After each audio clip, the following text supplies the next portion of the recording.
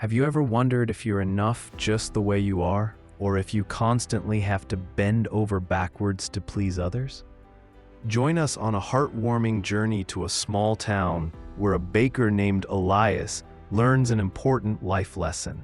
In a small town nestled between rolling hills and wide fields, there once lived a baker named Elias. His bakery was the heart of the community, a place where the day began with warmth and the promise of good bread. Every morning, before the sun sent its first rays over the rooftops, Elias stood in his bakery. The scent of freshly baked bread filled the streets, warm, familiar, comforting. It wasn't just bread, it was a piece of home, baked with a passion you could taste. People loved his bread, not because it was the most expensive, but because it was baked with heart and soul. But one day, as Elias was preparing the dough for the next morning, he heard two men talking outside his shop. "His bread is good," said one, "but it could be a little crispier." "True," replied the other, "and perhaps less salty." These words caught Elias off guard. He paused in the middle of kneading the dough. A thought began to grow within him, quietly at first, then increasingly loudly. What if I baked the perfect bread? One that everyone would love. He only wanted the best for his customers, and so he began to rethink his recipes. The next morning, Elias changed his recipe. He made the bread crispier, just as the men had requested. But as soon as he put it in the shop, his neighbor came over and said with a sigh, "No, Elias, your bread used to be much softer. Why did you change it?" Elias's heart sank, so he adjusted it again, softer the way she liked it. But then an old man, a loyal customer for years, came over and shook his head. "Soft? No, that's not real bread. It has to have a bite, a firm crust." Elias sighed deeply. He tried to please everyone, but it seemed impossible. Day after day, Elias tweaked his recipe, a little here, a little there. He listened to every voice, every opinion, every criticism that was brought to his attention. He added honey because a child wanted it sweeter, only to be laughed at by a merchant. "Honey bread? Elias, you're not a pastry chef." The joy of baking that once drove him out of bed every morning began to fade. He no longer kneaded with passion, but with confusion.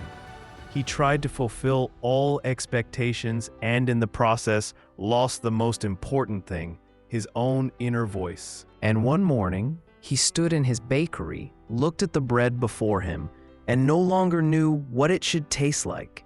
It was neither sweet nor salty, neither soft nor crispy. It was a bread without a soul, a reflection of his own confusion. When he placed it on the market table, no one sniffed it curiously anymore. People walked by, some with a pitying look. "Your bread used to be better," some said quietly. Elias sat down exhausted on the bench in front of his bakery.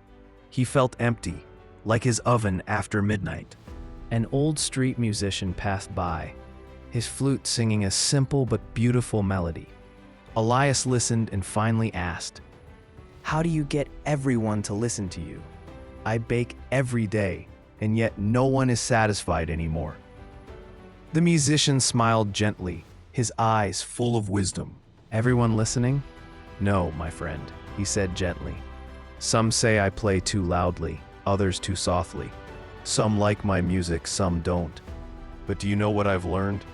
He tapped his chest with his finger. "I play the song I want to hear myself, and whoever wants to stay, stay." These words struck Elias right in the heart, like a warm ray of sunshine after a long rain. The next morning, he got up earlier than ever before, but this time with a smile. He took flour, yeast, and water and mixed them, just the way he loved it. He kneaded, singing softly to himself, and added a touch of honey to the dough, because he liked it.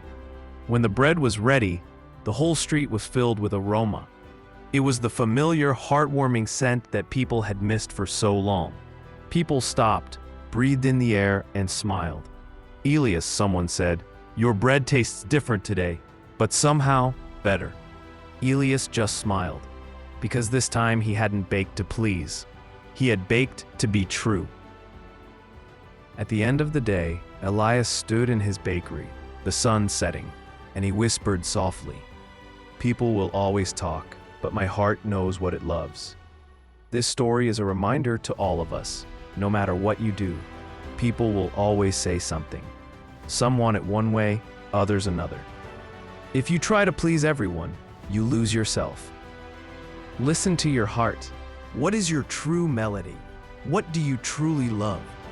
Share your thoughts in the comments and subscribe to our channel for more inspiring stories that remind you to be authentic.